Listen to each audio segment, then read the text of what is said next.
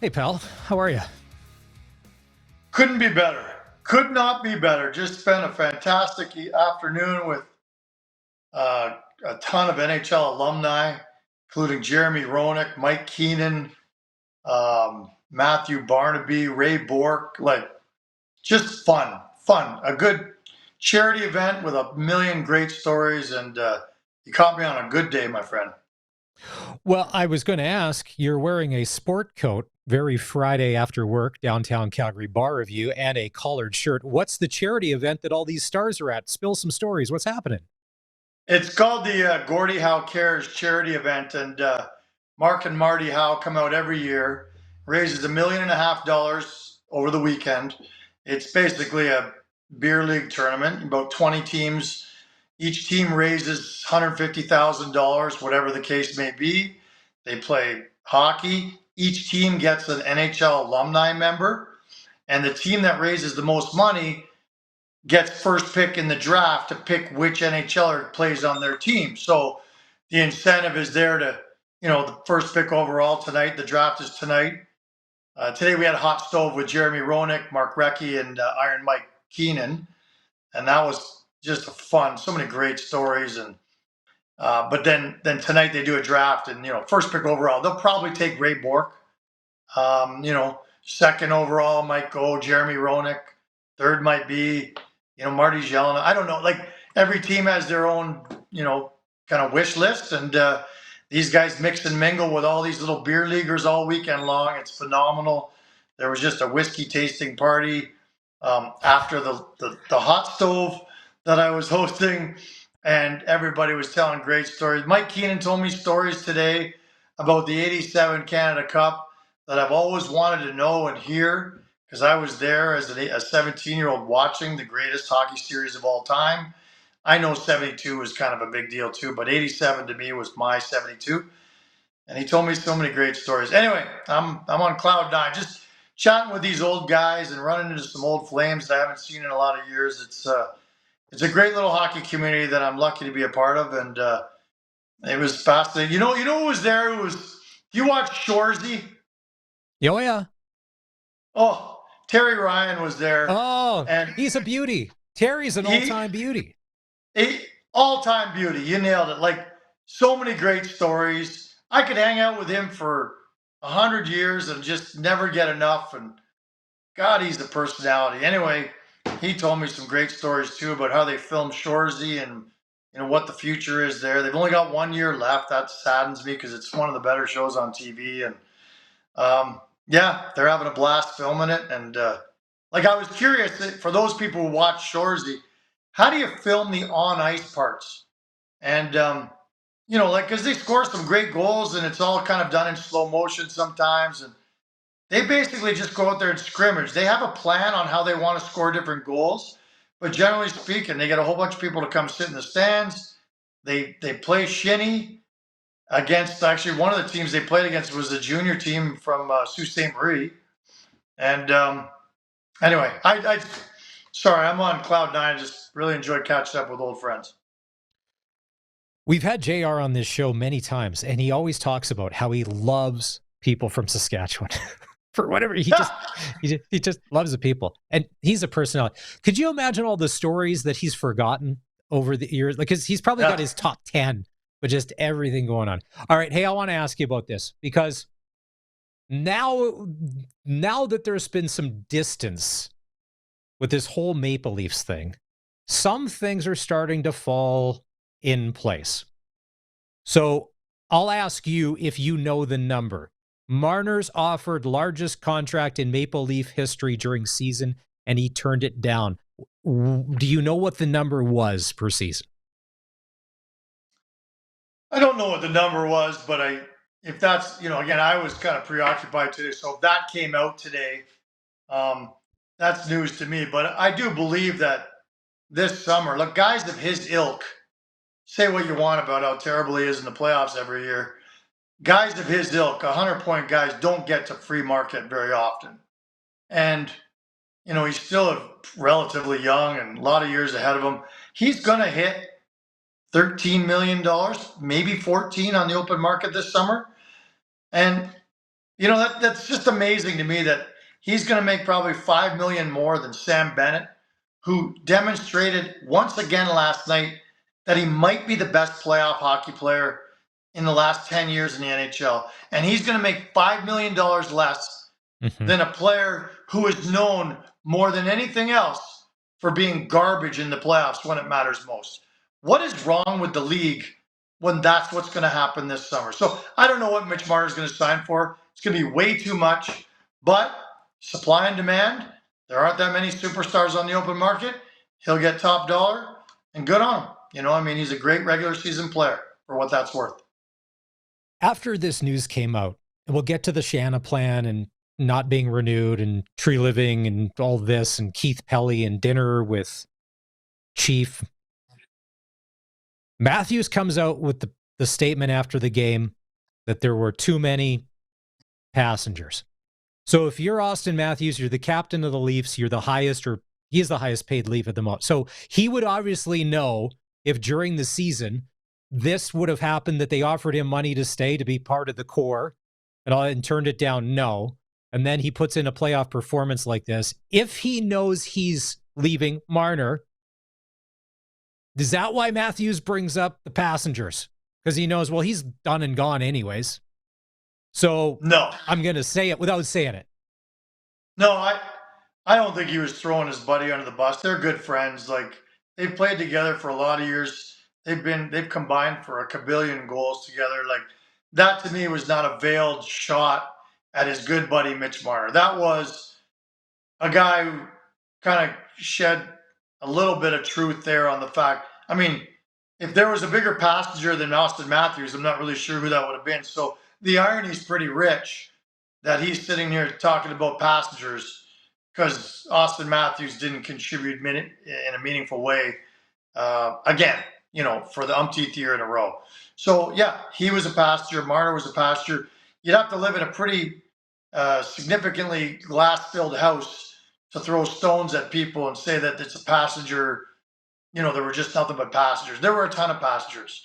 But Matthews was one of them. So was Mitch Marner. And at least they're being honest about that. I mean, they're not going to say it themselves about themselves, although they both know they needed to be better. And look, I don't think that in Toronto you're going to see significant change. I've heard a lot of people think this is a time to blow up the core four and all that. I would be very surprised if of the core four, only one guy doesn't come back. Like, Mitch Marner's gone. Everybody knows that. That's a done deal. But I don't see them trading anybody else. Those guys don't grow on trees.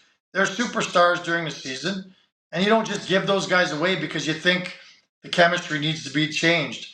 I think Mitch Marner will be gone, and I think they'll sign, Matthew Nyes, obviously, to a significant contract, and I think they'll just continue on business as usual in a lot of ways. I think Tavares will be back. I think Tavares should be back. So people think they're going to blow this thing up. I don't think so at all. They'll blow it up at the front office. We've already seen the beginnings of that. And what do they have, 130 front office members? Probably asked about half of those if you wanted to. I don't know what the number was. I thought I heard 100. They're so top heavy. And when you are the number one team in a sport, you're the Yankees of hockey, you can afford to spend money on all that stuff, on as many cooks in the kitchen as you want, because there's no cap on that spending. And you probably should do that. But at some point you wonder, should we not go around the office here and kind of ask everybody, what do you do here, by the way? That's what I always wondered. So I think you're going to see a bit of a culling, and I thought it was interesting, Keith Pelly basically saying that now that's all in the hands of Trey Living. Well, yeah, Trey Living is used to running his own organization. His last couple of years in Calgary, he did it without a president of hockey operations. I still don't really know what that person actually does. Me neither. I have no idea what that job is. That's just a high-paid guy. Just a high-paid guy.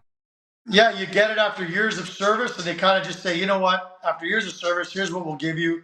You're in your ivory tower. I used to joke with Brian Burke all the time, like, that's the cushiest job in all of sport. You could probably go through 3 coaches and 2 general managers before they start going, wait a second, that president of hockey ops is not really doing much. Maybe we should fire him.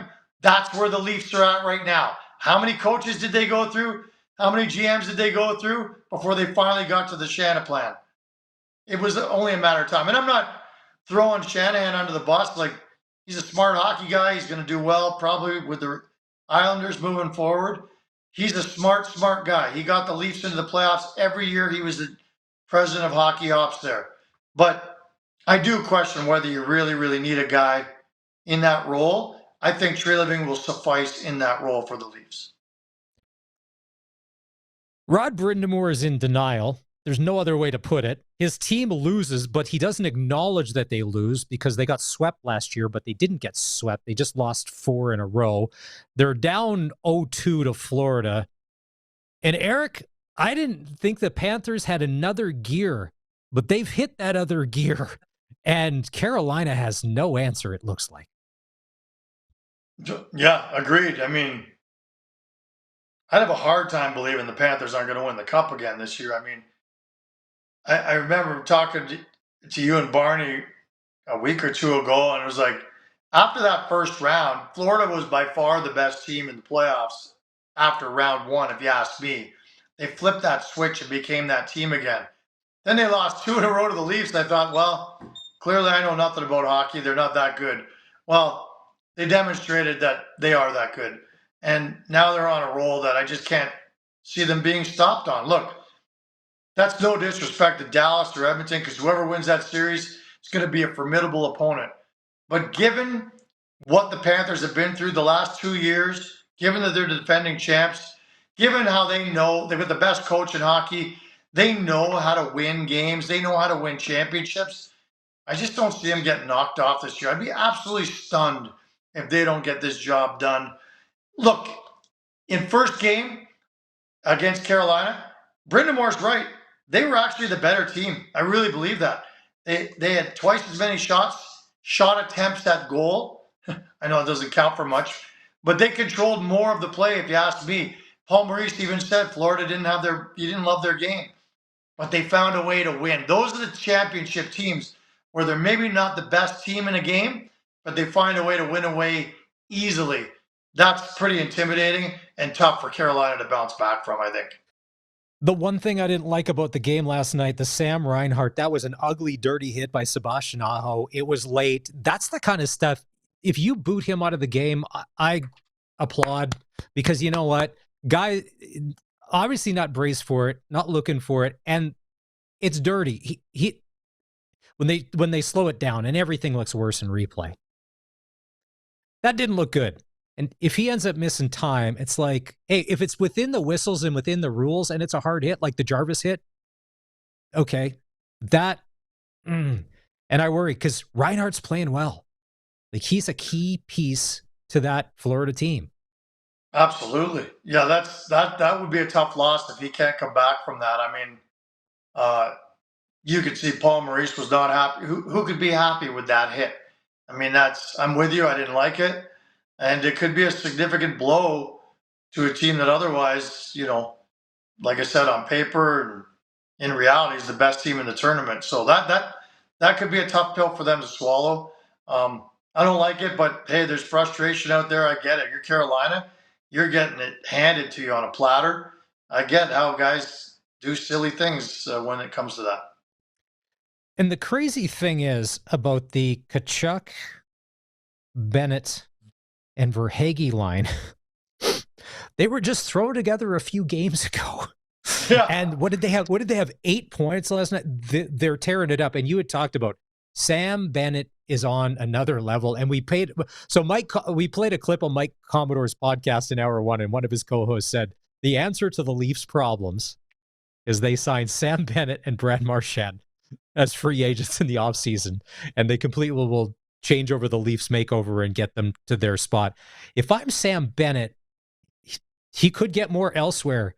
Do you want to leave a situation like Florida? Like, you're in the groove, you are the man, like you're just dominating, and you have the players around you that allow you to go play your game where you don't have to worry because somebody's always got your back. I'm with you. If I'm Sam Bennett, I have a hard time believing I could sign a piece of paper that says I'm going to leave Florida. I would be pretty surprised if he does sign elsewhere if he didn't sign in a warm city like Dallas, Anaheim, LA. I mean, LA is a team that has to try to figure out how to take it to another level in the playoffs. There's no one better in the game right now than Sam Bennett. I'm 100% with you. If I'm the Toronto Maple Leafs, as good a season as Tavares had, I say, see you later, Tavares. We're going to bring in Sam Bennett because they're both centers. They both play a secondary role, but one is known for being the best playoff player in the last 5-10 years. The other is just a guy who's kind of playing out the string in his career. Tavares had a great year. He was a great leader for a lot of years as captain. It's not really about throwing shade on him. It's about saying the Leafs need a heart transplant or a heart insertion. They need someone who cares a whole lot more than clearly the group that they have right now. They need more Chris Tanevs, you know. And Brad Treliving employed Sam Bennett. Brad Treliving employed Chris Tanev, which is why he went back out and got him, because he knew what he was like in Toronto, in Calgary. He knows what Sam Bennett can be like. I would be very surprised if the Toronto Maple Leafs aren't one of the teams trying to get a Marchand or a Bennett, to your point, because they need guys who care way more than the current regime does. To wrap on the Panthers, did a lot of us forget just how good Brad Marchand is, not only in his own zone, but when he's on the forecheck? Because he doesn't lose puck battles.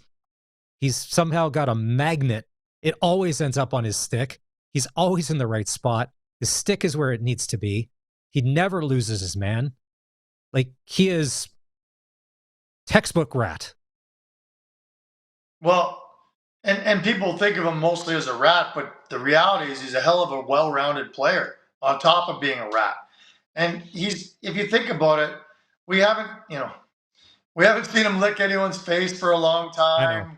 Like he really has matured a lot in that regard. Like, I think that whole face licking thing was regrettable. I'm sure he'd be, if you gave him some truth serum, he'd tell you, like, that was stupid, my bad. What was I thinking? It's kind of like Matthew Tkachuk. I know Matthew Tkachuk doesn't want to be remembered as a rat. He doesn't want to be remembered for the antics. He wants to be remembered as a great player. And I remember asking him about Marchand and some of these other guys. And I think Marchand's the same way, especially as he gets later in his career. He wants to be remembered as a great player who was what I call a 5-category player who could do everything. On top of it, he can agitate, yes. And that's part of his toolbox too. And when necessary, he's happy to employ that. But at the end of the day, he's still a damn good, effective player in so many different ways. And that's another reason why Bill Zito went out and got Marchand. Look, that shocked everybody. That was the biggest move at the trade deadline. Like, right at the last minute, we found out Marchand's going to Florida. What? Caught everybody by surprise. But it fits with exactly what they're doing in Florida, where they put character ahead of everything else when they're assembling their team. And that's why I think they're going to win the cup again. They have more character than any team in the league by a mile. And I think that's going to be the difference again this year. You just offended every Oiler fan that's listening, so let's go to Oilers Stars. 40 great minutes, 20 bad minutes, according to Connor McDavid the other night. That was an epic meltdown. I turned the game off when it was 3-1 because Dallas had nothing. I'm like, oh, the Oilers are going to win. And I come back around and it's 4-3 Dallas. The place is going nuts. And then the onslaught continues. It was the tale of two hockey games and two completely different teams. The Oilers when they were on, and then the Stars when they were on. Yeah, I mean, we've seen that from the Stars so many times over the last, 2 weeks, where they have a 4 or 5 goal period and you can't believe it. You couldn't see it coming and it came, and now it's over and you've lost the game. Again, a lot of character in that room as well. I always say the Dallas Stars are the deepest team in the National Hockey League, second year in a row. I still believe that. Do they have the character of the Florida Panthers? Well, we'll find out. But that shows a lot of character, the way they've come back in games where it otherwise looked like they were dead in the water. So, yeah, I think the depth comes through. Because, again, look at that game. That wasn't just Rantanen. That wasn't just Rope Hintz. As a matter of fact, I don't think Hintz got a point. That was everybody else. That was Sagan. That was Jamie Benn. I don't think Ben got a point either, but he was in on so many different plays. Like, the depth of that team. Sam Steele got a key goal. Like, yeah. That's the depth, and that's the difference. And hey, the Oilers' depth has been really good in the postseason. It's probably surprised so many of us that the depth has kind of carried the day on a lot of nights when Draisaitl and McDavid weren't putting up huge numbers. But, is that the way the rest of this series is going to go? Whoever's depth is more impactful wins the series? I don't know. But it sure is a nice thing to have, and that's why they're the two Western Conference finalists, because they have the most depth in the West right now, which I'm not sure a lot of people saw coming from the Oilers, but they certainly saw it coming from Dallas. A crazy stat here. Stuart Skinner either has a save percentage below .883 or he has a shutout. There is nothing in between. Like he's either lights out or it's right here. Lights out or garbage. And if you're an Oiler fan, like, hey, listen, there's a new pope installed there. A lot of people praying, like, what Stu Skinner are you getting tonight? Is it shutout Stu or is it, dumpster fire Stu? If you're the head coach, if you're Chris Knobloch, like, you have no idea either who's showing up. No, but with Calvin Pickard injured, you got no choice. I know. You're living and dying with Stuart Skinner. And I know even in Edmonton, people probably aren't that thrilled that you're going to live and die with him. But going into the playoffs, going into the trade deadline, going into the season, what was the number one question in Edmonton? Goaltending. So here you are. You didn't address it. You couldn't address it. You didn't have any cap space. And you got to live with putting your faith in the local boy, Stuart Skinner. Some nights it pays off. Some nights it doesn't. Tune in tonight to find out if he's, which Stuart Skinner we're going to see. I don't think many people really think he's the guy who can get the job done and help them win a cup this year. But if he did somehow stand on his head and get more of those shutouts, that's the only chance they have. So I don't know. I'm not going to sit here and say that I think it was a great bet to go with Stuart Skinner as your guy, but they had no choice. Can I make a crazy parlay? Will Jason Robertson score more goals tonight, and he has none, than Eric Francis tries whiskeys at the whiskey tasting at his charity hockey event later? What's the over-under? Like, where is there more? Robertson goal total or Eric Francis bellying up to the bar for a taster? Is it just a taster, right, Eric? A whiskey. They're just they're so little. They're little tasters, right? They're just little. You know what? I'm not a whiskey guy. I like peanut butter you're a rum whiskey, guy. which is really, that's kind of sacrilegious, I know, in the whiskey world. But I'm a rum guy, so I'm pretty sure they'll be able to help me out on that front as well. All right. For the kids. No place says it. Yeah. And then when you call your wife at 1:30 in the morning for a ride home, it was for the kids. What do you mean? It's for charity. I'm just trying to help. Kids. I'm just trying to help. Eric Francis will go down Colson. If there's some sort of graphic we can find, maybe not on the fly, the best dressed guest of 2025 is Eric Francis. Sport coat, collared shirt, no frosted tips, just nice hair. Nice. Little golf clap there. He's the Scotty Scheffler of the show this week. Not a passenger. He's driving this bus. All right. Eric, have a great weekend. We'll catch up with you on Monday when Barney and I are back. I'm going to Edmonton, so I'm not sure how good it's going to be, but I'll make do. Enemy territory. Careful. Duty Stay off calls, social media. yeah.